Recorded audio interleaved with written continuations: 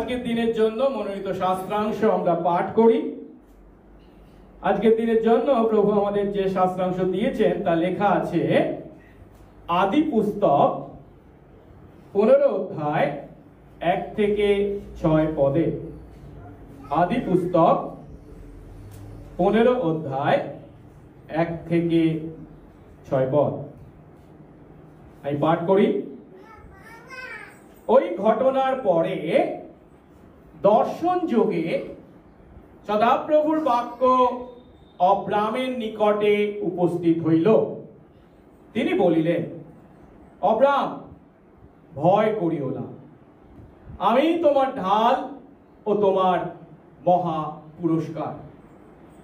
অব্রাম কহিলেন, হে প্রভু সদাপ্রভু, তুমি আমাকে কি দিবে?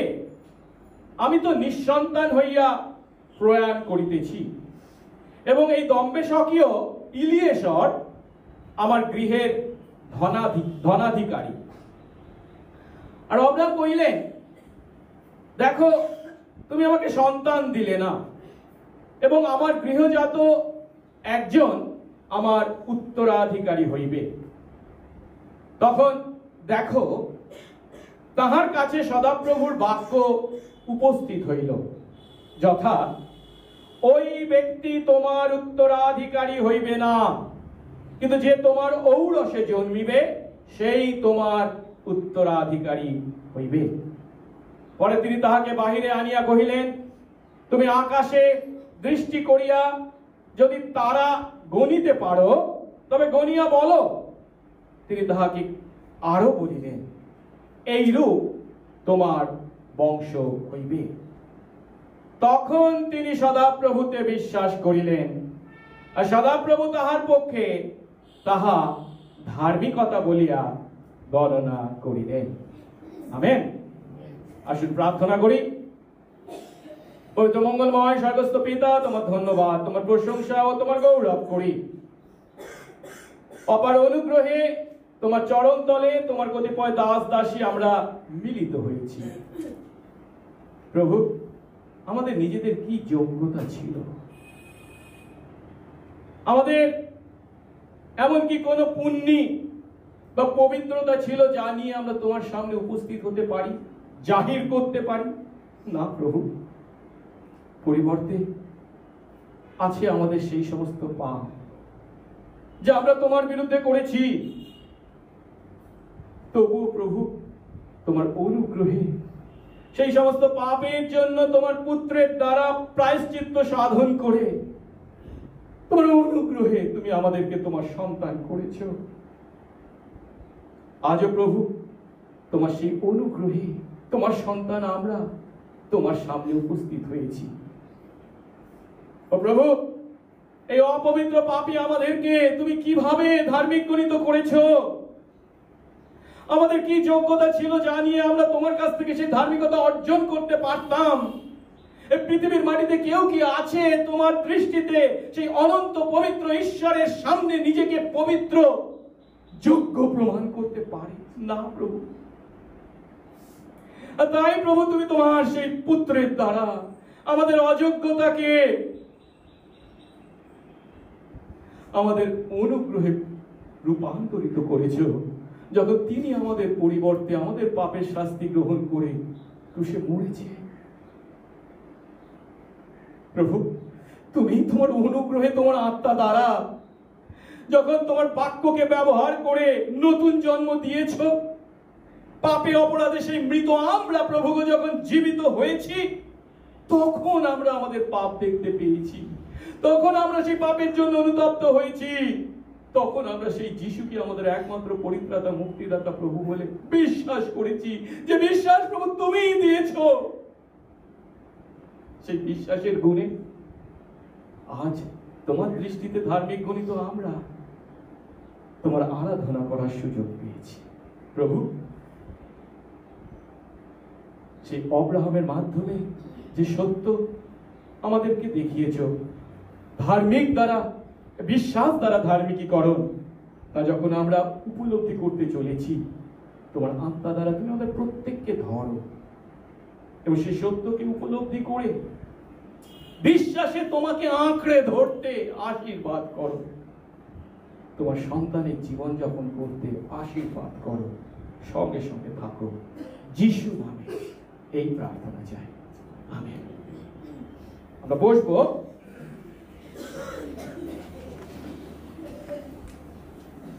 আমরা আদি পুস্তক থেকে আমাদের বিশ্বাসের আদি পিতা অব্রাহামের জীবন থেকে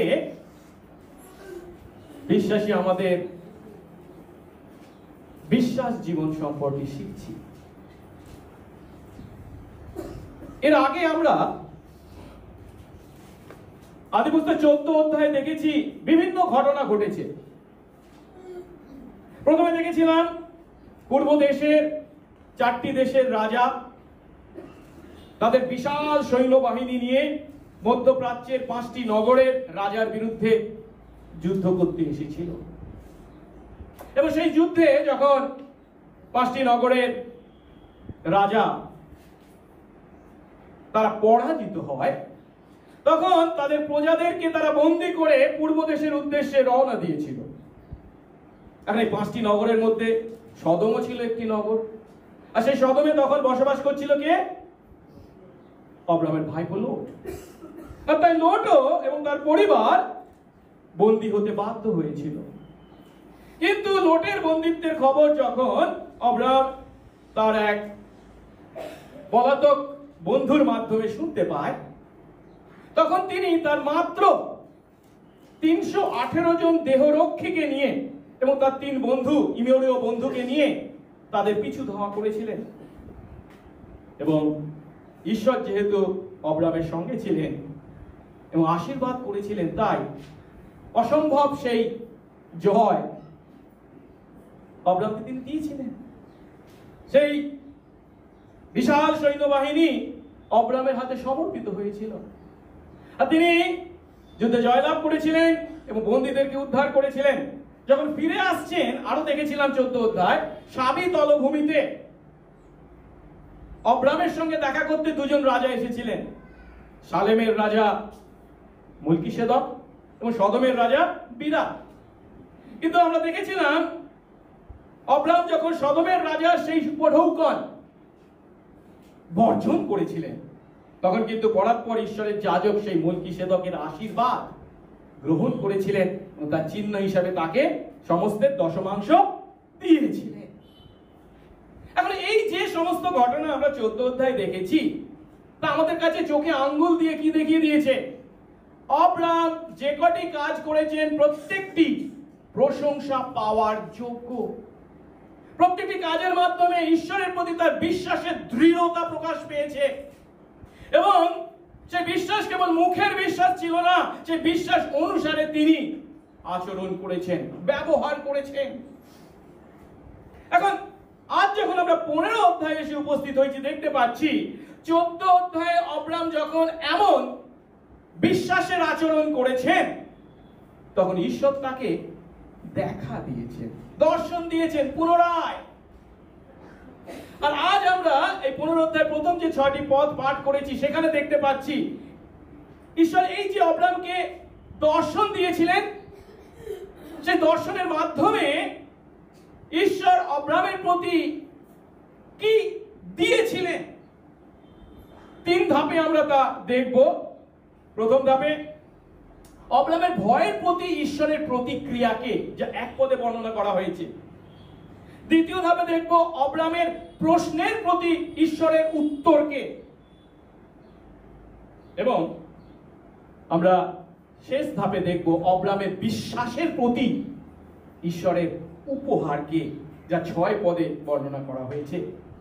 আসলে প্রথম ধাপে দেখি অব্রাহামের ভয়ের প্রতি ঈশ্বরের প্রতিক্রিয়া। 14 অধ্যায়ে বিশ্বাসপূর্ণ কাজ করেছেন অব্রাহাম, আর 15 অধ্যায়ে ঈশ্বর তাকে দেখা দিয়েছেন। 1 পদে কি বলা হয়েছে? ওই ঘটনার পরে, মানে 15-14 অধ্যায়ে যে সমস্ত ঘটনার কথা বলা হয়েছে, দর্শন যোগে সদাপ্রভুর বাক্য অব্রাহামের কাছে উপস্থিত হলো। তিনি বললেন, অব্রাহাম ভয় করো না। এখন ঈশ্বর অব্রাহামকে দেখা দিয়ে প্রথম যে কথাটা বলছেন সেটি কি? অব্রাম, ভয় করো না। এটা যদিও অব্রামের প্রতি ঈশ্বরের আশ্বাস বাণী, কিন্তু তা শুনে আমরা একটু চিন্তায় পড়ি। তার কারণ হলো, ঈশ্বর যখন বলছেন অব্রাম ভয় করো না, মানে কি অব্রাম ভয় পেয়েছে। কিন্তু অব্রাম কেন ভয় পেয়েছে? এ কিসের ভয়? তা জানার জন্য আমাদেরকে সেই সময় অব্রামের মানসিক পরিস্থিতি কেমন ছিল তা উপলব্ধি করতে হবে। আসল পরিস্থিতিটাকে ভালো করে বুঝি। যুদ্ধ শেষ হয়েছে, যুদ্ধের পরে রাজাদের সঙ্গে সাক্ষাৎও শেষ হয়েছে, আর লোকজনের ভিড় নেই। তার মানে কি অব্রাম এখন একা। আর অব্রাম যখন একা, তখন তিনি নিজের মনে মনে এই যে সমস্ত ঘটনা ঘটে গেছে সেই সমস্ত ঘটনার পাতা একটা একটা করে উল্টাচ্ছেন, চিন্তা করছেন। আর এই চিন্তা করতে গিয়ে রাতে তার চোখে ঘুম নেই। আপনি বলবেন, এটা রাতের কথা বলছেন কেন? হ্যাঁ, এটা রাতের ঘটনা। এই যে দর্শন ঈশ্বর দিয়েছেন কখন? রাতে। কেন? 5 পদে আমরা দেখবো ঈশ্বর অব্রামকে বলছেন বাইরে বেরিয়ে করে কোথায় তাকাতে? আকাশের দিকে তারা দেখতে বলছেন। দিনের আলোয় তারা দেখা যায় না। এই ঘটনাটা ঘটেছিল কখন? রাতে। রাতে তার চোখে ঘুম নেই। তিনি যুদ্ধ জয় করেছেন, রাজাদের সঙ্গে সাক্ষাৎ ঘটেছে, বিশ্বাসের আচরণ করেছেন, তার চোখে ঘুম নেই। আর এটাই হলো সত্য যে সাধারণত বড় বড় কোনো ঘটনা ঘটে যাওয়ার পর এমনটাই হয়ে থাকে। অব্রাম সাহসের সঙ্গে যুদ্ধ করেছেন, ঠিক কথা, সম্মানের সঙ্গে জয়লাভ করেছেন, ঠিক কথা, কিন্তু এখন সেই সমস্ত বিষয়ের কথা যখন চিন্তা করছেন তিনি ভয় পেয়েছেন। সত্য কি জানেন?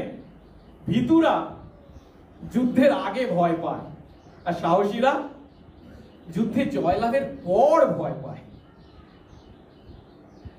আর এটা এবার এই সত্যটা যে কেবল অব্রামের প্রতি সত্য তা নয়। আমরা বাইবেলে আরেক বিশ্বাসবীর প্রভু দাস এলিও ভাববাদীকে দেখতে পাই, যার কথা আমরা প্রথম রাজা বলিতে পাই। তিনি সে বাল দেবের 450 জন ভাববাদীর সঙ্গে সেই যুদ্ধে অবতীর্ণ হয়েছিলেন এবং জয়লাভ করেছিলেন সেই কর্মিল পাহাড়ে, আমরা জানি। এবং তারপর সেই 450 জন বাল দেবের ভাববাদীদেরকে তিনি তার খড়গ দ্বারা বধ করতে তার হাত কাঁপেনি, ঠিক কথা। কিন্তু তারপর কি ঘটেছিল? তারপর উত্তর ইসরায়েলের রাজা আহাবের স্ত্রী ইসেবল যখন সেই এলিওকে ধরে হত্যা করার জন্য কথা ঘোষণা করেছিলেন, তখন যে এলিও ঈশ্বরের সাহচর্যে এই জয়, বিরাট জয় লাভ করেছিলেন, তিনি পালাতে বাধ্য হয়েছিলেন। শুধু তাই নয়, পালাতে পালাতে তিনি ঈশ্বরের কাছে কি প্রার্থনা করেছিলেন? প্রভু, আমাকে মেরে ফেলো, আমি বাঁচতে চাই না। আমরা রাজা বলি, যদি 19 অধ্যায়, প্রথম রাজা বলি 19 অধ্যায় 3-4 পদ বলি, পাঠ করি, বলা হয়েছে এলিও তা দেখে উঠলেন, কোন ইসেবল তাকে হত্যা করার জন্য লোক পাঠিয়েছে, এবং প্রাণ রক্ষা করতে তিনি চলে গেলেন, মানে পালালেন। আর জিহুদার আন্তঃপাতে বেরশেবাতে উপস্থিত হয়ে সেখানে তার দাসকে রাখলেন, কিন্তু তিনি নিজে একদিনের পথ প্রান্তরে এগিয়ে গিয়ে একটি রতন বৃক্ষের কাছে গিয়ে তার তলায় বসলেন এবং কি করলেন? নিজের মৃত্যু প্রার্থনা করলেন। বললেন, এই যথেষ্ট, হে সদাপ্রভু, এখন আমার প্রাণ নাও, কারণ আমার পিতৃপুরুষদের থেকে আমি ভালো নই।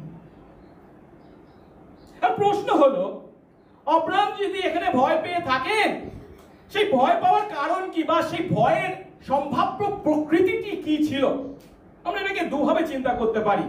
এটা হয়তো জাগতিক ভয় ছিল, আবার আধ্যাত্মিক ভয় বা ঈশ্বরের প্রতি যা সম্ভ্রম। প্রথমটি হচ্ছে জাগতিক ভয়। কেন? এই যুদ্ধে তিনি অবশ্যই জয়লাভ করেছেন, ঠিক কথা, তার যুদ্ধে জয়লাভ বাস্তব, কিন্তু তা বিশ্বাস করা বড়ই কঠিন। কেন? সে বিশাল সৈন্যদলের বিরুদ্ধে তার মাত্র 318 জন দেহরক্ষী, তবু তিনি জয়লাভ করেছেন। এবং এর জন্য তিনি ঈশ্বরের প্রতি কৃতজ্ঞ, কারণ এই অসম্ভব জয় তিনি দিয়েছেন। আমি কি বলছি? এটা কেমন জয়? অসম্ভব জয়। কেন বলছি? কারণ তার হৃদয়ের কোণে একটা আশঙ্কা টানা বেঁধেছে যে অসম্ভব বিষয় বারবার ঘটে না। আর তাই প্রাচ্যের সেই বিশাল সৈন্যবাহিনী যদি পুনরায় আক্রমণ করে তাহলে কি হবে? অসম্ভব বারবার ঘটে না। শুধু তাই নয়, অব্রাহাম সর্বসমক্ষে সদমের রাজার সেই প্রস্তাব প্রত্যাখ্যান করেছেন। তিনি তাকে সর্বসমক্ষে অপমানিত করেছেন। অব্রাহাম কি ঠিক করেছেন? সদমের রাজা তাকে যে সমস্ত বিষয় দেওয়ার জন্য বলেছিলেন তিনি তা গ্রহণ না করে বর্জন করে কি ঠিক করেছেন? এই সমস্ত বিষয় যখন তিনি চিন্তা করছেন বা প্রশ্ন করছেন, হয়তো জাগতিক দৃষ্টিকোণ থেকে তার মনে ভয় তৈরি হয়েছিল। কিন্তু এটাই একমাত্র দিক নয়, এই ভয়কে কিন্তু আমরা অন্য দিক থেকেও দেখতে পাই, আর সেটা হচ্ছে ঈশ্বরের প্রতি সম্ভ্রম। এই সম্ভ্রম কথার অর্থ হচ্ছে ভয় মিশ্রিত শ্রদ্ধা। এটা বিভৎস একটা মূর্তি দেখে ভয় পাওয়া নয়, শ্রদ্ধায় তার প্রতি ভক্তি, ভয়। কারণ ঈশ্বর নিজে, সেই ঈশ্বর নিজে পুনরায় তার সামনে দেখা দিয়েছেন। এর আগে যখন তিনি তাকে দেখা দিয়েছিলেন এবং তার কাছে প্রতিজ্ঞা করেছিলেন, তখন তিনি এই ঈশ্বরকে খুব একটা ভালো জানতেন না, কিন্তু এই বৎসরগুলিতে তিনি ঈশ্বরকে ভালো করে চিনেছেন, জেনেছেন এই ঈশ্বর কত শক্তিমান, কত মহান, তার কত ক্ষমতা। সেই ঈশ্বর স্বয়ং তাকে দর্শন দিয়েছেন। তার সামনে কি তিনি বুক ফুলিয়ে দাঁড়াতে পারেন? তিনি ভয় মিশ্রিত শ্রদ্ধায় তার প্রতি সম্ভ্রম অনুভব করেছেন। নতুন নিয়মে আমরা দেখতে পাই পেরিত শিষ্য যোহনকে, যখন তিনি পাটন দ্বীপে ছিলেন এবং তিনি আত্মাবিষ্ট হয়েছিলেন, তখনও তার একই ঘটনা ঘটেছিল। প্রকাশিত বাক্য 1:17 বলে, তাকে অর্থাৎ পুনরুত্থিত খ্রিস্টকে দেখা মাত্র আমি মৃতের ন্যায় হয়ে তার পায়ে পড়লাম। তখন তিনি আমার গায়ে হাত দিয়ে বললেন কি? ভয় করো না, আমি প্রথম, শেষ ও জীবন। প্রথমে আরেক ব্যক্তি দানিয়েল, তাকেও আমরা দেখতে পাই সে হিত্তেকল মহানদীর তীরে যখন প্রভুর দর্শন পেয়েছিলেন, তখনও তিনি ভয়ে কেঁপেছিলেন। দানিয়েল 10 পরে আমি তার বাক্যের রব শুনিলাম, আর সেই বাক্যের রব শুনিয়া মাত্র আমি ঘোর নিদ্রায় উপুড় হয়ে পড়িলাম। আর দেখো, একখানি হস্ত আমাকে স্পর্শ করিয়া আমার জানু ও আমার 2 করতলের উপরে নির্ভর করাইল। পরে তিনি আমাকে কহিলেন, হে মহাপ্রীতিমা, প্রীতিপ্রাপ্ত মা দানিয়েল, আমি তোমাকে যে যে কথা বলিব সে সকল বুঝিয়া লও, উঠিয়া দাঁড়াও, কেননা আমি এখন তোমারই কাছে প্রেরিত হইলাম। তিনি আমাকে এই কথা কহিলে আমি কাঁপিতে কাঁপিতে উঠিয়া দাঁড়াইলাম। তাই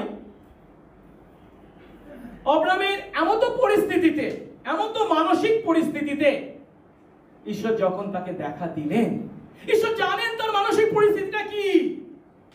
যুদ্ধে জয়লাভের পর সেই ভয় তাকে আতঙ্কগ্রস্ত করেছে। ঈশ্বর তার সম্মুখে উপস্থিত হওয়ায় সে সম্ভ্রমে আবিষ্ট হয়েছে। তাই তার কি প্রয়োজন? প্রথম যে কথাটা ঈশ্বর তাকে বললেন তা কি? ভয় করো না। বাইবেলে আমরা বিভিন্ন স্থানে ঈশ্বরের এই কথাকে তার প্রজাদের ঠিক প্রয়োজনের সময় বলতে দেখি। যেমন ধরুন, একটু আগে পাটন দ্বীপে যোহনকে যখন তিনি দেখা দিয়েছিলেন, তাকে কি বলেছিলেন? ভয় করো না, আমি প্রথম ও শেষ ও জীবন্ত। বা হিদ্দেকল নদীর তীরে দানিয়েলকে যখন দেখা দিয়েছিলেন, তাকে কি বলেছিলেন? হে দানিয়েল, ভয় করো না। একইভাবে বেরশেবাতে তিনি যখন ইসহাককে দেখা দিয়েছিলেন, আদিপুস্তক 26 তাকেও তিনি একই কথা বলেছিলেন, আমি তোমার পিতা আব্রাহামের ঈশ্বর, ভয় করো না, কেননা আমি আমার দাস আব্রাহামের অনুরোধে তোমার সহবর্তী, আমি তোমাকে আশীর্বাদ করব, তোমার বংশবৃদ্ধি করব। যে যিহোশূয়াকে ব্যবহার করে মসির পরবর্তী কালে তিনি কনান দেশ অধিকার করেছিলেন, তারা জিরিও ভালো মতো অধিকার করেছে, ধ্বংস করেছে, কিন্তু এরপর কিন্তু সেখানে অবিশ্বাসের কাজ করেছিলেন। কিন্তু পরে যখন তাকে ধ্বংস করেন, তার আগেও জিওসুকে তিনি দেখা দিয়েছেন। 8 অধ্যায় কি বলছেন? তুমি ভীত কি নিরাশ হইও না। অর্থাৎ তার প্রজাদের উপযুক্ত সময়ে তাদের মানসিক পরিস্থিতিতে যা প্রয়োজন তা পূর্ণ করার জন্য ঈশ্বর আমাদের পাশে আছে। আপনি যে ধরনের মানসিক পরিস্থিতির মধ্যে থাকুন না কেন, আমরা যখন তার সান্নিধ্যে আসি, তিনি সেই উপস্থিত, সেই প্রয়োজন পূর্ণ করে থাকেন। আর শুধু যে তিনি তাকে, আব্রাহামকে ভয় করো না বলেছিলেন তাই নয়, তার সঙ্গে আরো কি বললেন শেষের অংশে? আমি তোমার ঢাল ও মহা পুরস্কার। যখন ঈশ্বর বলছেন আমি তোমার ঢাল, মানে তোমাকে যখন প্রতিপক্ষরা আক্রমণ করবে, সে প্রতিপক্ষের আক্রমণকে প্রতিহত করবার জন্য আমি হলাম তোমার ঢাল এবং কি তোমার মহা পুরস্কার। অর্থাৎ তুমি যা কখনো চিন্তা করতে পারো না, সেই পুরস্কার আমি তোমার জন্য ঠিক করে রেখেছি। এখন এই ধরনের কথা বাইবেলের বিভিন্ন স্থানে আমরা পাই, যখন ঈশ্বর তার বিশ্বস্ত সন্তানদের প্রতি তা উল্লেখ করেছে। গীতসংহিতা 46 অধ্যায় 1 পদে প্রভু বলেন, ঈশ্বর আমাদের পক্ষে আশ্রয় ও বল, তিনি সংকটকালে অতি সুপ্রাপ্য সহায়। 2 শমূয়েল 22 অধ্যায় 2-3 পদ বা গীত 18 গীতের 2 পদে বলা হয়েছে কি, সদাপ্রভু মম শৈল, মম দুর্গ, মম রক্ষা কর্তা।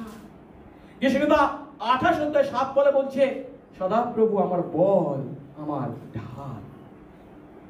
এই সমস্ত যে কথা প্রভু তার বাক্যে আমাদের কাছে বলেছেন, সংকটকালে সুপ্রাপ্য সহায়, আশ্রয়, বল, শৈল, দুর্গ, রক্ষাকর্তা, এগুলোর মাধ্যমে কি বর্ণনা করে? এগুলোর মধ্যে বর্ণনা করে ঈশ্বরের সেই অদৃশ্য প্রতিরক্ষাকে। আমি নিজে হয়তো শক্তিহীন দুর্বল ব্যক্তি হতে পারি, কিন্তু আমার পক্ষে আছেন, আমার হয়ে আছেন, আমার সঙ্গে আছেন আমার প্রকৃত রক্ষাকারী, তিনি ঈশ্বর অদৃশ্য হলেন, আমার সঙ্গে আছেন। আর এই কথা বাইবেলের সেই সমস্ত বিশেষ বিশেষ ব্যক্তির প্রতি যে কেবল প্রযোজ্য তা নয়, আজ খ্রিস্ট বিশ্বাসী যদি আমরা হয়ে থাকি, এই সত্য আমাদের প্রত্যেকেরই প্রতি প্রযোজ্য। এবং ঈশ্বর যে শক্তি, অদৃশ্য প্রতিরক্ষা, তা আমরা খ্রিস্ট বিশ্বাসীরা প্রতি মুহূর্তে উপলব্ধি করবার সুযোগ পেয়েছি। বিশেষ করে যখন আমরা তার বাক্য পাঠ করি, অধ্যয়ন করি, ধ্যান করি, তো সেই বাক্যের মাধ্যমে তিনি কে, তিনি যে আমার ঢাল, তিনি যে আমার শৈল, আমার দুর্গ, আমার রক্ষাকর্তা, বারবার তিনি আমাদের কাছে, আমাদের কানে কানে বলেন, আমাদেরকে আশ্বস্ত করেন। আসলে এবার দ্বিতীয় ধাপে দেখি অব্রাহামের প্রশ্নের প্রতি ঈশ্বরের উত্তর কি। ঈশ্বর আশ্বাস দিয়েছেন কি, ভয় করো না। আরো কি দিয়েছেন না, আমি তোমার ঢাল, তোমার মহাপুরস্কার। ভালো কথা, কিন্তু এর দ্বারা তার অর্থাৎ অব্রাহামের ভয় যদিও দূর হয়েছে, কিন্তু তার মাথায় যে চিন্তাটা ঘুরছে, যে চিন্তা তাকে ব্যতিব্যস্ত করেছে, যে চিন্তা তার রাতের ঘুম কেড়ে নিয়েছে, আজ এতদিন পর অব্রাহাম যখন একাকী ঈশ্বরের সামনে উপস্থিত হয়েছেন, ঈশ্বর আর অব্রাহাম মুখোমুখি সেই দর্শনে, তখন তিনি তা ঈশ্বরকে খুলে বলেছেন। 2-3 পদ দেখি। অব্রাহাম বললেন, হে প্রভু, সদাপ্রভু, তুমি আমাকে কি দিবে? কে কি দেবে? আমি তো নিঃসন্তান হয়ে মারা যাচ্ছি, এবং এই দম্বেশকীয় ইলিয়েশর সেই হচ্ছে আমার গৃহের ধনাধিকারী। আব্রাহাম আরো বললেন, দেখো, তুমি আমাকে সন্তান দিলে না, এবং আমার গৃহজাত একজন অর্থাৎ এই দম্বেশকীয় ইলিয়েশর আমার উত্তরাধিকারী হবে। অর্থাৎ আব্রাহাম এই কথার মাধ্যমে কি বলতে চাইছেন? আব্রাহাম বলছেন, ঈশ্বর তুমি আমাকে আহ্বান করেছো, তুমি আমার কাছে প্রতিজ্ঞা করেছো আমার মাধ্যমে মহাজাতি উৎপন্ন করবে, তুমি আমার কাছে অলরেডি বলেছো যে পৃথিবীর ধুলির ন্যায় আমার বংশধরদের সংখ্যা তুমি বৃদ্ধি করবে। আদি পুস্তক 12:2 কি পাই? ঈশ্বর বলছেন আমি তোমার থেকে এক মহাজাতি উৎপন্ন করব। আদি পুস্তক 13:16 তিনি কি বলেছেন? আর পৃথিবীর ধুলির ন্যায় তোমার বংশ বৃদ্ধি করব। কেউ যদি পৃথিবীর ধুলি গণনা করতে পারে তবে তোমার বংশ গণনা করা যাবে। এখন ঈশ্বর যদিও এই প্রতিজ্ঞা তার কাছে করেছেন, তখন তার 75 বয়স ছিল, এখন তার মোটামুটি 85 বছর বয়স, মানে 10 বছর পেরিয়ে গেছে। কিন্তু সেই প্রতিজ্ঞাত উত্তরাধিকারীকে তিনি এখনো লাভ করেননি। তাই অব্রামের এই চিন্তাটা খুবই স্বাভাবিক। অব্রাম তার মনের এই চিন্তাকে চেপে রাখতে পারলেন না। তিনি তার মনের চিন্তা এবং সেই সন্দেহকে ঈশ্বরকে জানালেন। এতকাল কেবল ঈশ্বর কথা বলেছেন, অব্রাম শুনেছেন আর পালন করেছেন। কিন্তু এই প্রথম আমরা দেখতে পাচ্ছি অব্রাম ঈশ্বরকে প্রশ্ন করছেন। অব্রাম বিন্দু মাত্র সংকোচ না করে তার মনের কথা খুলে ঈশ্বরকে বলছেন। কি সহজ কথায়, আমার বয়স তো হলো যথেষ্ট, কিন্তু আমি এখনো সন্তানের পিতা হতে পারলাম না। আমার স্ত্রী বন্ধা, আমি যখন মারা যাব তখন দম্বেশক থেকে ক্রয় করে আনা আমার কৃতদাস ইলিয়াসার আমার উত্তরাধিকারী হবে। তুমি আমাকে কেন সন্তান দিলে না? আপনি কি কখনো ঈশ্বরের সামনে একাকী আপনার মনের কথা ঈশ্বরকে বলেছেন, তার সঙ্গে কথোপকথন করেছেন? আপনি বলেন না, কই ঈশ্বরকে তো দেখতে পাই না, কি করে কথা বলবো? না, আপনার ঈশ্বর, আমার ঈশ্বর সবসময় আমাদের সঙ্গে সঙ্গে আছে। আর তার সঙ্গে আমরা বোথ ওয়ে কমিউনিকেশন করার সুযোগ পেয়েছি। কেন? আমার কথা তাকে বলি আমার প্রার্থনার মাধ্যমে, আর তার কথা তিনি আমাকে বলেন কিসের মাধ্যমে? তার বাক্য বাইবেল, যখন আমরা তা পাঠ করি। তাই প্রভু দিয়েছেন আমাদেরকে এক বিরাট অস্ত্র, প্রার্থনা। আমি কিছুদিন আগেই আপনাদেরকে একটা বই পাঠিয়েছি, A Call to Pray, প্রার্থনার জন্য আহ্বান, জিসি রাইলে। আপনারা পড়েছেন তো? কতজন পড়েছেন? হাত তুলি তো দেখি। বলো আমরা পাইনি। কেন পাবেন না? সবাই পাবেন, একটু খুলে দেখবেন, একটু পড়ুন। এখন আমরা যখন ঈশ্বরের সঙ্গে প্রার্থনায় কথা বলি, তিনি আমাদেরকে সেই অব্রামের মতো একই সুযোগ দিয়েছেন। আমাদের সেই সমস্ত ভয়ের বিষয়, সন্দেহের বিষয়, একাকিত্বের বিষয় আমরা ঈশ্বরকে জানাতে পারি। আমাদেরকে এই সুযোগকে, এই অধিকারকে গ্রহণ করতে হবে, ব্যবহার করতে হবে। কারণ অব্রামের ক্ষেত্রে যদিও তিনি ঈশ্বরের প্রতিজ্ঞায় বিশ্বাস করেছেন এবং এত পথ অতিক্রম করে এসেছেন, কিন্তু কি বলছি আমি, না 10 বছর পেরিয়ে যাওয়ার পরেও ঈশ্বরের প্রতিজ্ঞা এবং তার পূর্ণতার মধ্যে তিনি ব্যবধান দেখতে পাচ্ছেন, বিরাট গ্যাপ। তার প্রতিজ্ঞা কিন্তু পূর্ণতা তা তো তিনি দেখতে পাচ্ছেন না। এখন এই কথা অব্রাম কাকে বলতে পারে? ঈশ্বরকে ছাড়া আর কি কাউকে জানাতে পারেন? তাই এখানে খুব পরিষ্কার ভাবে অব্রাম ঈশ্বরকে বলছেন, তুমি যা বলেছো আমি তার সমস্তই বিশ্বাস করি, কিন্তু তোমার প্রতিজ্ঞা পূর্ণতায় বিলম্ব, অর্থাৎ প্রতিজ্ঞার পূর্ণতার মধ্যে এই যে ব্যবধান, এই যে গ্যাপ, তা আমাকে সমস্যায় ফেলেছে। তোমার সাহায্য ছাড়া আমি এক মুহূর্ত চলতে পারছি না, সত্যি কথা। কিন্তু আমার যে বাস্তব অভিজ্ঞতা, আমি আমার অভিজ্ঞতায় কি দেখতে পেয়েছি? ঈশ্বর প্রতিজ্ঞা করেছেন, কিন্তু পূর্ণতা কোথায়? আমার অভিজ্ঞতা তোমার প্রতিজ্ঞায় বিশ্বাসের পথে বাধা হয়ে দাঁড়িয়েছে। এখানে অব্রামের মনে যে ভয় ও সন্দেহ কাজ করতে শুরু করেছিল, সেটাকে আমাদের প্রকৃত অর্থে কি সেটাকে উপলব্ধি করতে হবে। ঈশ্বর অব্রামের কাছে প্রতিজ্ঞা করেছেন, বিরাট সমৃদ্ধির প্রতিজ্ঞা, কিন্তু অব্রামের মনে যে সন্দেহটা তৈরি হয়েছে কি, এই যে বিরাট সমৃদ্ধির প্রতিজ্ঞা তিনি করেছেন, অব্রাম কি তা দেখতে পাবেন?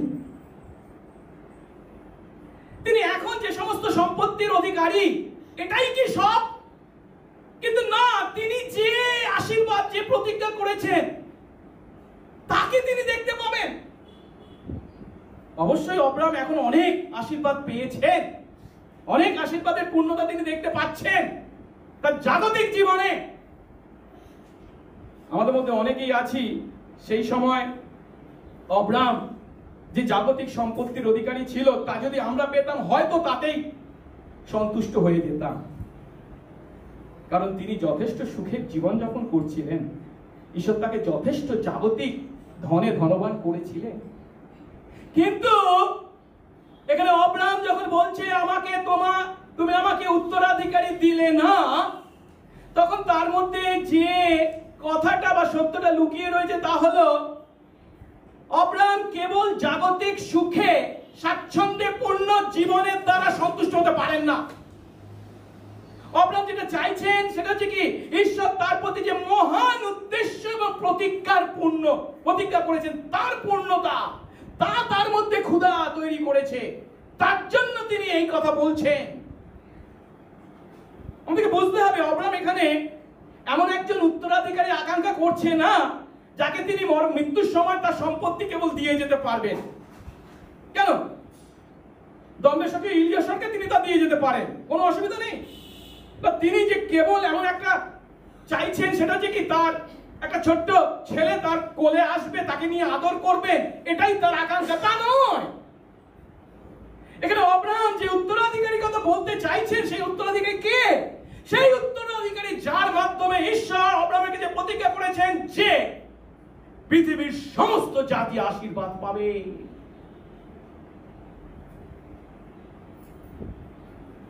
এখন যে উত্তরাধিকারী ঈশ্বর অব্রাহামকে দেবেন বলেছেন, যার মাধ্যমে সমস্ত পৃথিবী আশীর্বাদ পাবে, সেই প্রতিজ্ঞার পূর্ণতার কথা চিন্তা করে অব্রাহাম ব্যাকুল হয়েছেন।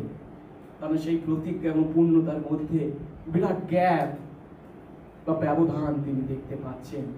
সেই প্রতিজ্ঞার পূর্ণতা কিভাবে আসবে?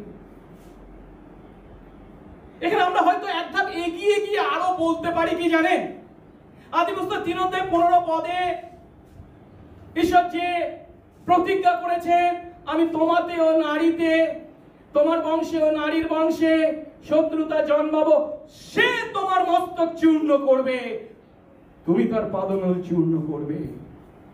এই পদে যে বলছে সে তোমার মস্তক চূর্ণ করবে, মানে নারীর গর্ভে অব্রাহামের বংশধর হয়ে যে আসতে চলেছেন, যে বংশ বা যে বীজ, যিনি ঈশ্বরের সমস্ত সন্তানের জন্য চিরকালের জন্য একবারে সন্তানের সেই সর্পের বা সাপের মস্তক চূর্ণ করবেন, অব্রাহাম তার আকাঙ্ক্ষা করছেন, সেই উত্তরাধিকারীর আকাঙ্ক্ষা করছেন।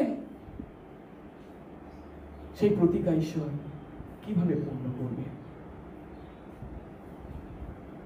আজ খ্রিস্ট বিশ্বাসী আমরা অব্রাহামের ন্যায় আমাদের মনের কথা প্রভুকে, ঈশ্বরকে জানাতে পারি, কারণ ঈশ্বর আমাদের উপলব্ধি করেন আমাদের মানসিক পরিস্থিতি। কিন্তু আমাদের সমস্ত ভয় ও সন্দেহের অবসান যিনি করেন, তার কাছে আমাদের মনের কোন চিন্তার কথা বলবো? আমি কোন চিন্তা নিয়ে ব্যস্ত আছি?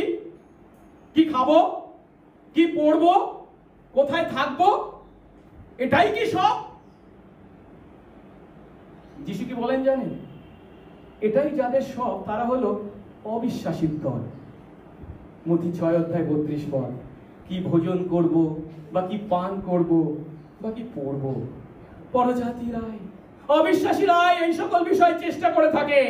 তোমাদের স্বর্গীয় পিতা তো জানেন এই সকল দ্রব্যে তোমাদের প্রয়োজন আছে। তাই কি ভোজন করব, কি পান করব, বা পড়ব, খ্রিস্ট বিশ্বাসী এটাই সব চিন্তা হতে পারে না। তার পরিবর্তে প্রভু আমাদেরকে কি বলেন? মথি 5:6 ধন্য যারা ধার্মিকতার জন্য ক্ষুধিত তৃষিত, কারণ তারা পরিতৃপ্ত হবে। আমরা কি আমাদের মধ্যে এবং আমাদের দ্বারা ঈশ্বরের সেই ধার্মিকতার রাজ্যের জন্য ক্ষুধিত তৃষিত, সেই ঈশ্বরের রাজ্যের প্রসার ও বৃদ্ধির জন্য আকাঙ্ক্ষা করি? যাই হোক, অব্রাহাম যখন এইভাবে ঈশ্বরের কাছে তার সেই আকাঙ্ক্ষার কথা জানালেন, ঈশ্বর তা শুনে ভালোবাসলেন। আর তাই তিনি তাকে কি বললেন? 4 পদ দেখি। তখন দেখো তার কাছে অর্থাৎ অব্রামের কাছে সদাপ্রভুর এই বাক্য উপস্থিত হলো কি, ওই ব্যক্তি তোমার উত্তরাধিকারী হইবে না। অর্থাৎ দম্বেশকে ইলিয়েসর তোমার উত্তরাধিকারী হবে না, কিন্তু যে তোমার ঔরসে জন্মাবে সেই তোমার উত্তরাধিকারী হইবে।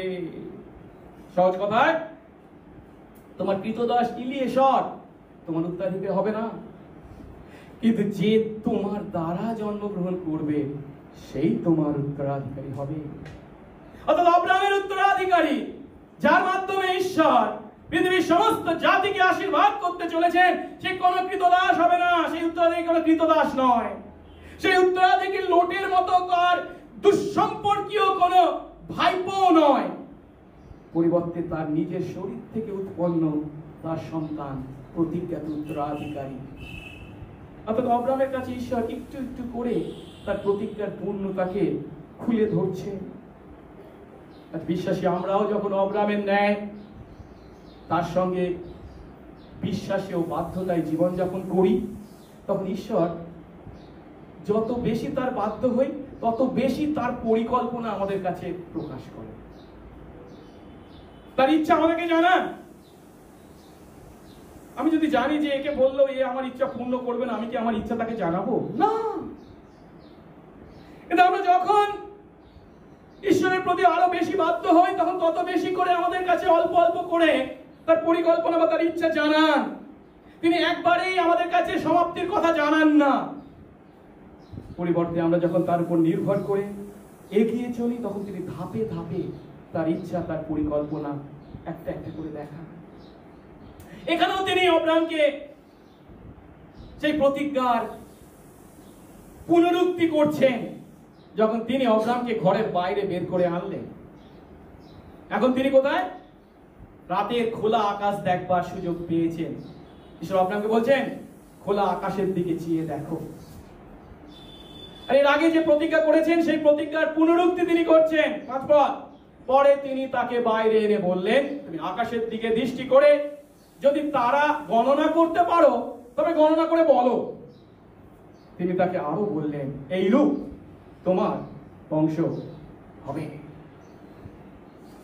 অর্থাৎ সহজ কথায় ঈশ্বর বলছেন, তুমি যে তারাদের সংখ্যা গণনা করতে পারো না, সেই তারাদের ন্যায়, সেই তারাদের মতো তোমার বংশধর, তোমার বংশ হবে, তাদের সংখ্যা বৃদ্ধি পাবে। এর দ্বারা ঈশ্বর যে কথা বলছেন তা হলো কি, ঈশ্বর তার প্রতিজ্ঞা কখনো ভুলে যান না। তিনি তার সময়ে তার প্রতিজ্ঞা পূর্ণ করেন। বিশ্বাসে আমাদের দায়িত্ব তার প্রতিজ্ঞাকে আঁকড়ে ধরে থাকা বিশ্বাসে। আসলে এবার তৃতীয় ধাপ, আব্রাহামের বিশ্বাসের প্রতি ঈশ্বরের উপহার। ঈশ্বর পুনরায় তার প্রতিজ্ঞার কথা বলেছেন, কিন্তু আব্রাহাম সেই প্রতিজ্ঞার পূর্ণতা কিছুই দেখতে পাননি। প্রতিজ্ঞা এবং পূর্ণতার মধ্যে বিরাট গ্যাপ বা ব্যবধান তিনি শুধু দেখতে পাচ্ছেন, কিন্তু সেই গ্যাপ পূর্ণ করার পরিবর্তে ঈশ্বর আবার প্রতিজ্ঞার কথাই বলেছেন।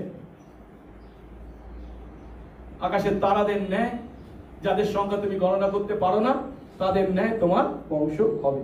আব্রাহাম এখন কি করবে? ঈশ্বরের এই প্রতিজ্ঞায় বিশ্বাস করবে নাকি অবিশ্বাস করবে?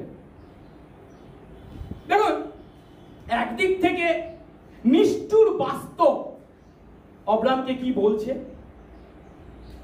বলছে তোমার যথেষ্ট বয়স হয়েছে, তোমার স্ত্রীরও যথেষ্ট বয়স হয়েছে, এবং এটা প্রমাণিত সত্য যে শারীর স্ত্রী ধর্ম বন্ধ হয়েছে, মানে কি সে বন্ধা? আর আব্রাহাম ঈশ্বরের বাক্যের প্রতি বিগত 10 বছর বাধ্যতার জীবন যাপন করেছেন, কিন্তু তিনি এখনো পিতা হননি। এটা বাস্তব সত্য। আব্রাহাম একে অস্বীকার করবেন কিভাবে? বাস্তব সত্য যখন একদিকে কাজ করছে, তখন কিন্তু অন্যদিকে কি আছে? কে তার কাছে এই প্রতিজ্ঞা করেছেন? খোলা আকাশের তারাদের দেখে যিনি তার প্রতিজ্ঞার কথা তাকে শুনিয়েছেন, তিনি কে? যে তারাদের সংখ্যা আব্রাহামের পক্ষে গণনা করা অসম্ভব, সেই তারাদের তিনি সৃষ্টিকর্তা। এখন যে তারাদের সংখ্যা অব্রাম গণনা করতে পারে না, সেই তারাদের যদি তিনি সৃষ্টিকর্তা হন, তাহলে কি তার পক্ষে অব্রামকে সেই প্রতিজ্ঞাত উত্তরাধিকারী দেওয়া অসম্ভব? জিদেহ ভাগবতী বলছেন 32 অধ্যায় 17 পদে, অহো প্রভু সদাপ্রভু, দেখো তুমি তোমার মহাপরাক্রম ও বিস্তারিত বাহু দ্বারা আকাশমণ্ডল ও পৃথিবী নির্মাণ করেছো। অর্থাৎ তোমার পরাক্রান্ত সেই শক্তিশালী হাতের দ্বারা যে আকাশমণ্ডল ও পৃথিবী নির্মাণকারী তুমি, তোমার অসাধ্য কিছুই নেই। তার কি অসাধ্য কিছু থাকতে পারে? তাহলে আপনার এই দুইয়ের মধ্যে পড়েছেন বিপাকে।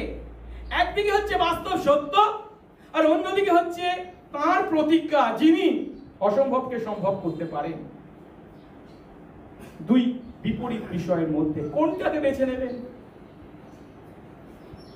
যুক্তিবাদীদের ন্যায় তিনি কি বাস্তবকে স্বীকার করে ঈশ্বরের প্রতিজ্ঞাকে অস্বীকার করবেন, নাকি যিনি অসম্ভবকে সম্ভব করতে পারেন সেই ঈশ্বরের প্রতিজ্ঞায় বিশ্বাস করবেন?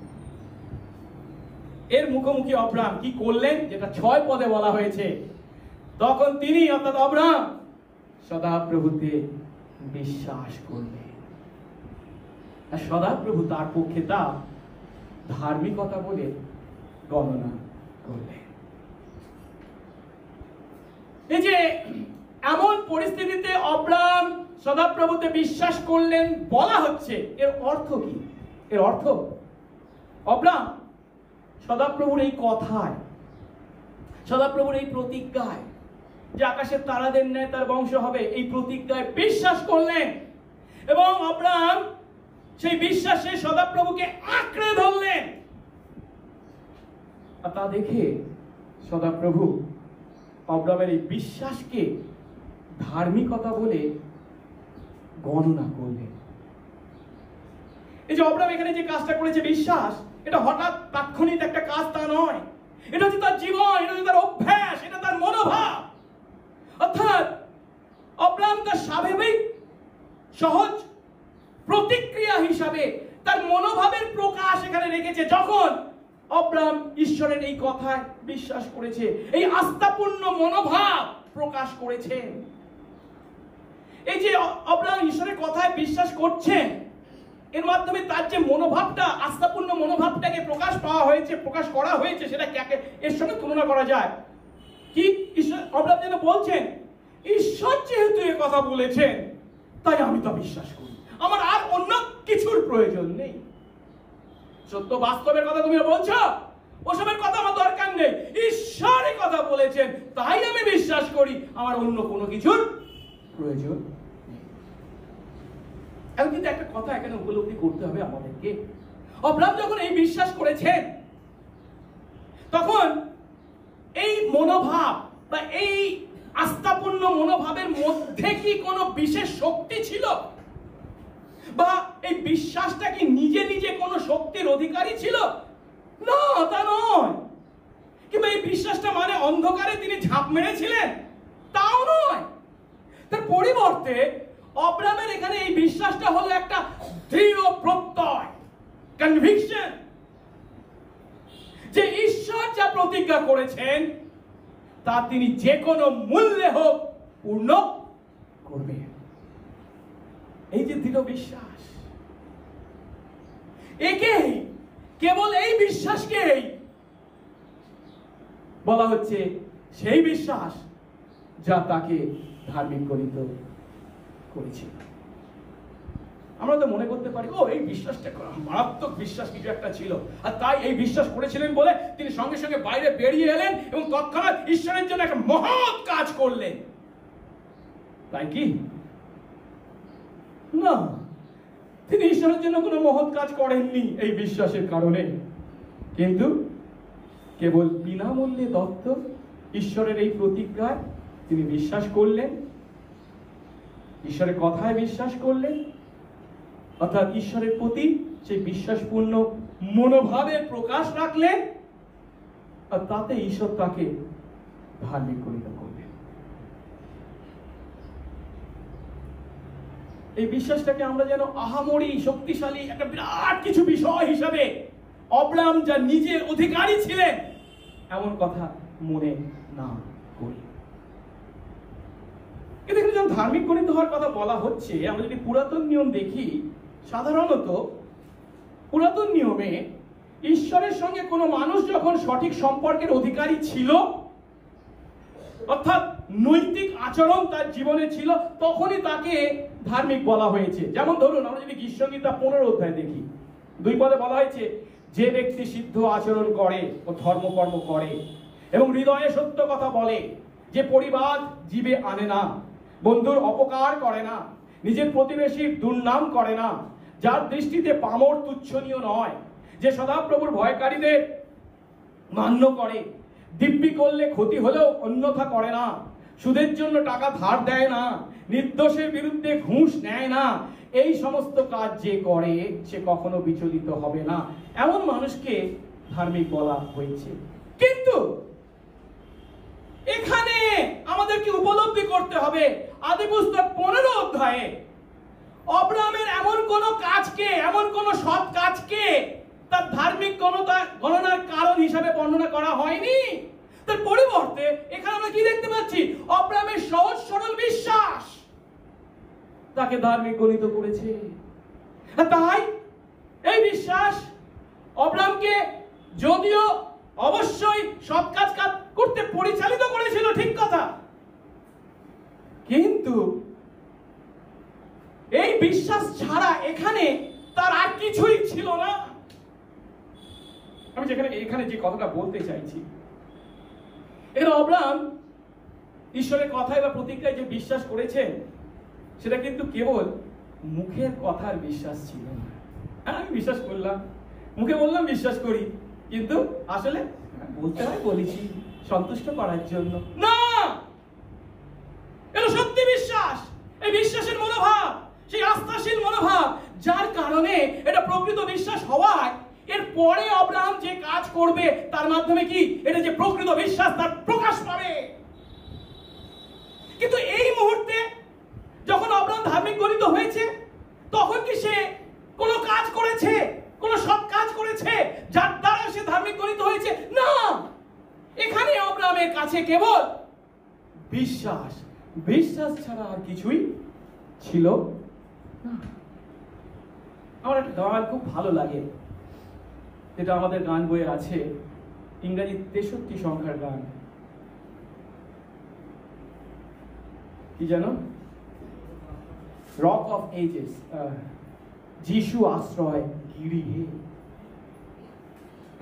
দ্বিতীয় পদে না তৃতীয় পদে বলা হচ্ছে, হাতে কিছু নাই আমার, ধরি কেবল ক্রুশ তোমার, বস্ত্রহীনকে দাও বসন, নিরুপায়কে কৃপা ধন, মলিনামি স্রোতে ধাই, ধোয়া পাছে মরে যাই।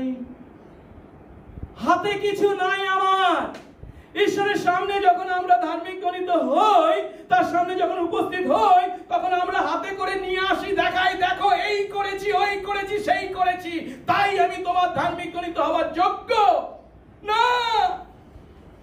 ঈশ্বরের দৃষ্টিতে ধার্মিক গণিত যা করে, যে বিশ্বাস, সেই বিশ্বাস কখন নিজের কোন উৎকর্ষতা নিয়ে তার সামনে উপস্থিত হয় না, নিজের উৎকর্ষতার দিকে তাকায় না, পরিবর্তে কি অসহায় ভাবে কেবল ঈশ্বরের দিকে তাকায় এবং সেই ধার্মিকতা লাভ করে, যে ধার্মিকতা তার নিজের নয়, কিন্তু তাকে দেওয়া হয়।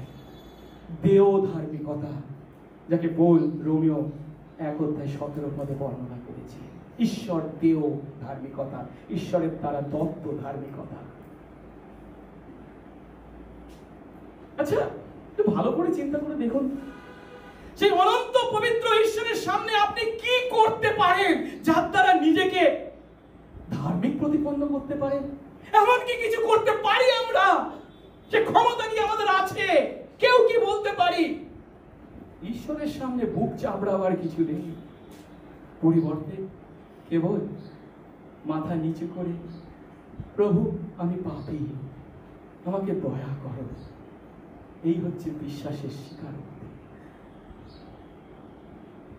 রোমিও 4 অধ্যায় পৌল তার পত্রে খুব সুন্দর ভাবে এই যে কেবল বিশ্বাসের দ্বারা অব্রাহাম ধার্মিক গণিত হয়েছিলেন তাকে বর্ণনা করেছেন। সম্পূর্ণ অংশটা আমি পাচ্ছি না। 3 পদে পৌল লিখেছেন, কেননা শাস্ত্রে কি বলে? অব্রাহাম ঈশ্বরে বিশ্বাস করলেন এবং তা তার পক্ষে ধার্মিকতা বলে গণিত হলো।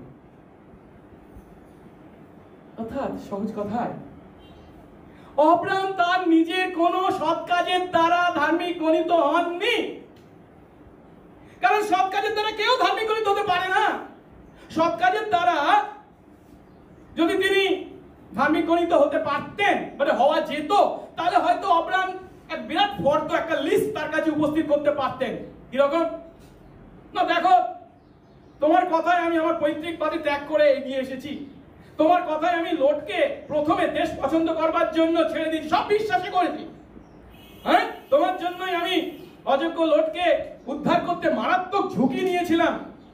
যুদ্ধ শেষে যেগুলো আমার পাওনা ছিল আমি তা নিয়ে নিই, আমি সব ত্যাগ করেছি, বর্জন করেছি, আমি মলকিসেদককে দশমাংশ দিয়েছি।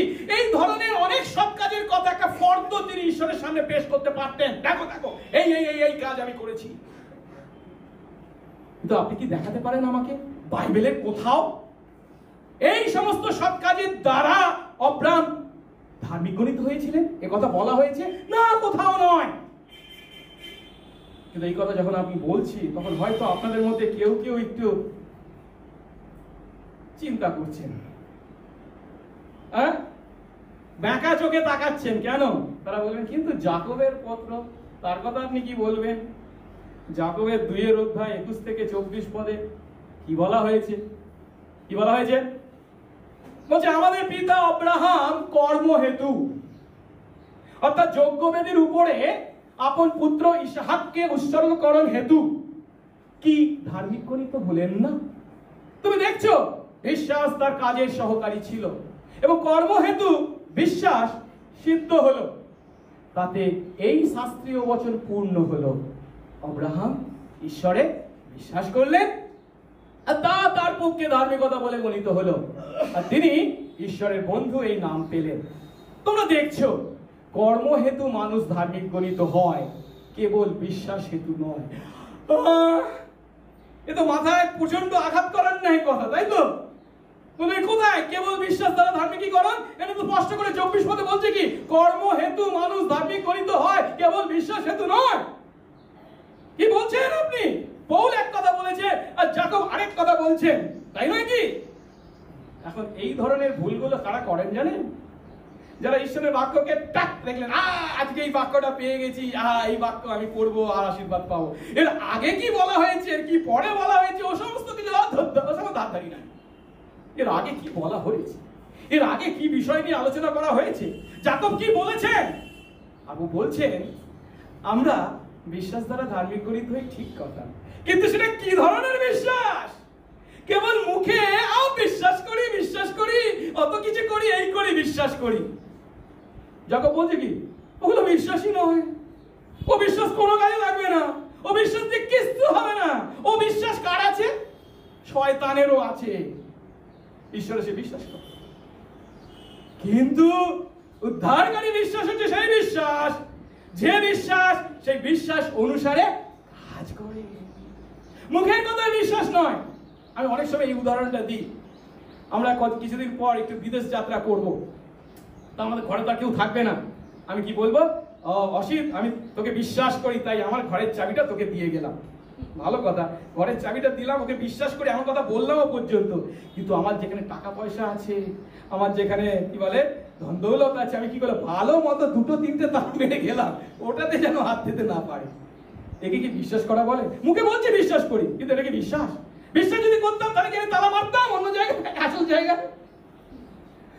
এখানে যাকব সেই কথা বলছেন কি পরিষ্কার ভাবে, আব্রাহাম যখন ঈশ্বরের প্রতিজ্ঞায় বিশ্বাস করেছিলেন, তার দ্বারা তিনি ঈশ্বরের দৃষ্টিতে ধার্মিক গণিত হয়েছিলেন। এবং সেই বিশ্বাসটা ছিল কি শুধু মুখের কথা বিশ্বাস নয়, সেই বিশ্বাস অনুসারে জীবন। আর তাই যে বিশ্বাস দ্বারা তিনি ধার্মিক গণিত হয়েছিলেন, সেই বিশ্বাস অনুসারেই আব্রাহাম কাজ করেছিলেন। কোন কাজ?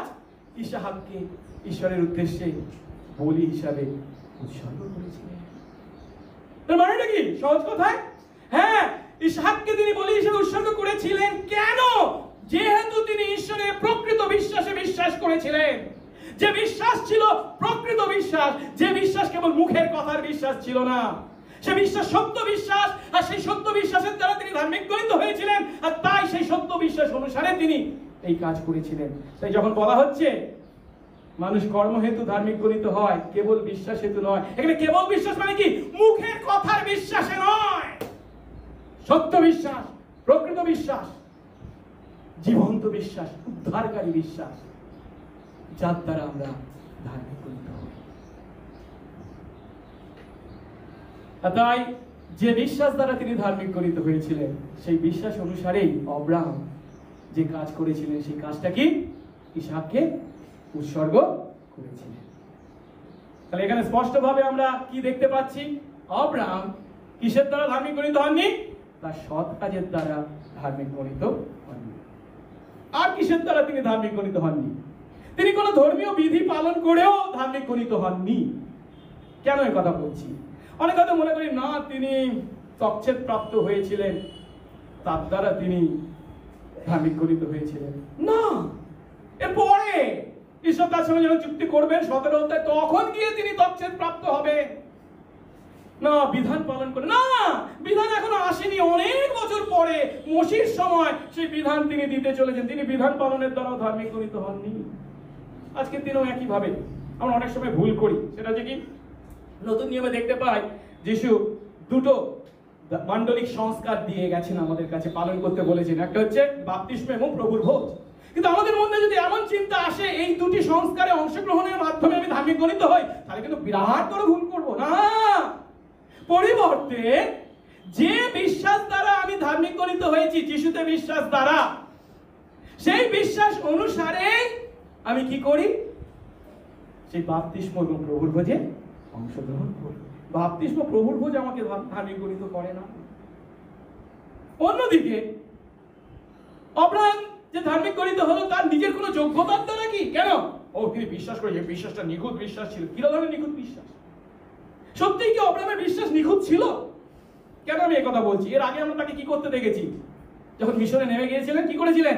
নিজের স্ত্রীকে বোন বলে পরিচয় দিয়েছিলেন। এর পরের অধ্যায় 16 অধ্যায়ে কি আমরা কি দেখতে পাবো? আব্রাহাম কি করছেন? হ্যাঁ, ঈশ্বরের প্রতিজ্ঞাটা উত্তরাধিকারী পাওয়ার জন্য স্ত্রীর কথা শুনে তার মিশর থেকে আনা দাসী হাগারকে বিয়ে করছে, তার মাধ্যমে তার সন্তান উৎপন্ন করতে। তার বিশ্বাস কি নিখুঁত ছিল? বিশ্বাস যদিও নিখুঁত ছিল না, কিন্তু এই বিশ্বাস কি ছিল? প্রকৃত বিশ্বাস। যেহেতু ঈশ্বর এই কথা বলেছেন, তাই আমি বিশ্বাস করি, আমার আর কিছুর প্রয়োজন নেই, এমন মনোভাব।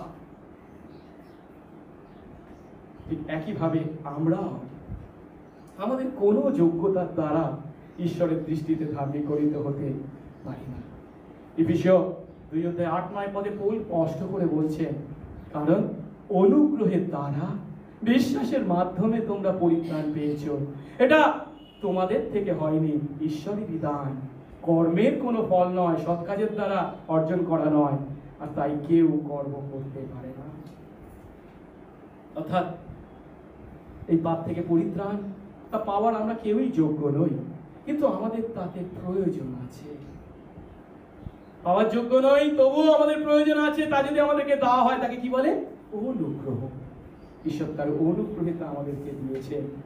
তিনি আমাদের হৃদয়ে সমস্ত যুক্তির বিপরীতে তার প্রতিজ্ঞার প্রতি বিশ্বাস উৎপন্ন করেন, যখন তিনি তার আত্মা দ্বারা, তার বাক্য দ্বারা আমাদের হৃদয়ে কাজ করেন এবং তার অনুগ্রহে আমাদেরকে ধার্মিক প্রতিজ্ঞা করেন। তাহলে আমরা কি দেখতে পাচ্ছি? এই বিশ্বাসটা কি? এই বিশ্বাস হলো একদিকে হচ্ছে ঈশ্বরের প্রতিজ্ঞা, আর অন্যদিকে হচ্ছে সেই সমস্ত প্রতিজ্ঞার পূর্ণতা। বিরাট বড় গ্যাপ বা ব্যবধান। কিন্তু এই দুটোকে সেতু বন্ধন করে কে? বিশ্বাস। বিশ্বাসী ঈশ্বরের প্রতিজ্ঞা সকল এবং তাদের পূর্ণতার মধ্যে সেতু বন্ধন করে। অব্রাহামের দিকে আবার তাকিয়ে দেখি। ঈশ্বরের এই কথায় যখন অব্রাহাম বিশ্বাস করেছিলেন, তখন এই প্রতিজ্ঞা এবং তার পূর্ণতার মধ্যে বিরাট বড় ব্যবধান ছিল। আমরা দেখেছি তার বয়স এখন প্রায় 100-র কাছাকাছি, তার স্ত্রী ইত্যাদি ইত্যাদি ইত্যাদি। তিনি কিভাবে পিতা হবেন? তবুও তিনি বিশ্বাস করেছিলেন। এটাই হলো বিশ্বাস। ঈশ্বরের প্রতিজ্ঞা এবং তাদের পূর্ণতার মধ্যে সেতু বন্ধন করে কে? এই বিশ্বাস। আজকে এই কথা আমাদের জন্য একইভাবে প্রযোজ্য। আমরাও এই পৃথিবীর মাটিতে বিভিন্ন প্রশ্ন বা দ্বন্দ্বের মুখোমুখি হই, যেমন অব্রাহাম সেদিনকে হয়েছিলেন। কি করে তুমি আমাকে উত্তরাধিকারী দিতে পারো? তোমার সেই প্রতিজ্ঞা পূর্ণ করতে পারো? বিরাট ব্যবধান। আজকে আমরাও দেখতে পাই বিভিন্ন ব্যবধান। এরকম পবিত্র ঈশ্বর কিভাবে অপবিত্র বা পাপী আমাদেরকে ধার্মিক প্রতিপন্ন করতে পারে? বা আমার মতো এমন পাপী যে বারংবার একই পাপ করে চলেছে, সে কিভাবে ক্ষমা পেতে পারে? কিংবা আমাদের এই মণ্ডলী যা বিভিন্ন ব্যর্থতা বা ত্রুটিতে পূর্ণ, তা কিভাবে এই পাপপূর্ণ পৃথিবীতে টিকে থাকতে পারে বা সমৃদ্ধি লাভ করতে পারে? মারাত্মক প্রশ্ন, যুক্তিসঙ্গত প্রশ্ন। ধার্মিক ঈশ্বর কিভাবে এই পাপী আমাদেরকে ধার্মিক প্রতিপন্ন করতে পারে? আমার মতো পাপীকে তিনি কিভাবে ক্ষমা করতে পারেন? এই মণ্ডলী যার এই দুরবস্থা, এমন দুরবস্থা, এমন যার চেহারা, যার সংকোচ এবং কলঙ্ক পূর্ণ, তা কিভাবে টিকে থাকতে পারে বা সমৃদ্ধি লাভ করতে পারে? এই সমস্ত প্রশ্নবানকে প্রতিহত করার একমাত্র অস্ত্র কি জানেন? আমরা আমাদের মণ্ডলী যদিও যোগ্য নয়, পাওয়ার যোগ্য নয়, এই প্রতিজ্ঞা এবং তার পূর্ণতার মধ্যে আমরা কোন সেতু তৈরি করতে পারি না, কিন্তু এই সমস্ত প্রশ্নকে প্রতিহত করার একমাত্র অস্ত্র হলো আমাদের বিশ্বাস। কেন? এই বিশ্বাসটা কেমন বিশ্বাস? এই বিশ্বাসের দ্বারা আমরা এমন একজনকে আঁকড়ে ধরি যেগুলো আমাদের চিন্তায় অসম্ভব, সেই অসম্ভবকেও তিনি কি করে? সম্ভব করে। বিশ্বাস হলো সেই একমাত্র বিষয়, সেই আশীর্বাদ, সেই উপহার যা ঈশ্বর সেদিন অব্রাহামকে দিয়েছিলেন, যার দ্বারা ঈশ্বরের প্রতিজ্ঞা সকল এবং তাদের পূর্ণতার মধ্যে সেতু বন্ধন সাধিত হয়েছে। তিনি আমার জীবনে, আমাদের জীবনে, মণ্ডলীর জীবনেও আজ পূর্ণ করে চলেছে। আমরা কি তার প্রতি কৃতজ্ঞ হব না? আসুন প্রার্থনা করি। পবিত্র মঙ্গলময় স্বর্গস্থ পিতা, তোমার ধন্যবাদ করি প্রভু। অনন্ত পবিত্র, ধার্মিক, ন্যায় বিচারক ঈশ্বর, তোমার সামনে কি এই জঘন্য পাপী আমরা কোনদিন ধার্মিক গণিত হতে পারতাম? কেউ কি পারে? প্রভু, আজ আমাদের এই মণ্ডলী যা আমাদের সমষ্টি, যেখানে আমরা নিজেরা কেউ নিখুঁত নই, সেই মণ্ডলীর প্রতি তোমার প্রতিজ্ঞা তুমি কিভাবে পূর্ণ করতে পারো? কোন যুক্তিতে? না প্রভু, তা অসম্ভব বলে যদিও আমাদের মনে হয়, কিন্তু তুমি সেই অসম্ভবকে সম্ভব করেছো তোমার পুত্র যীশু খ্রিস্টে। যা আমরা পারিনি তা তিনি আমাদের পরিবর্তে করেছেন। আর তাই যা পাওয়ার যোগ্য আমরা কেউ ছিলাম না, তা তুমি আমাদেরকে বিনামূল্যে উপহার হিসেবে দিয়েছ। দয়া করো প্রভু, এই বিশ্বাস তথা তোমাকে আঁকড়ে ধরতে, যিনি অসম্ভবকে সম্ভব করতে পারেন, আমাদেরকে আশীর্বাদ করো, হাত ধরে নিয়ে চলো। যিশু নামে এই প্রার্থনা চাই।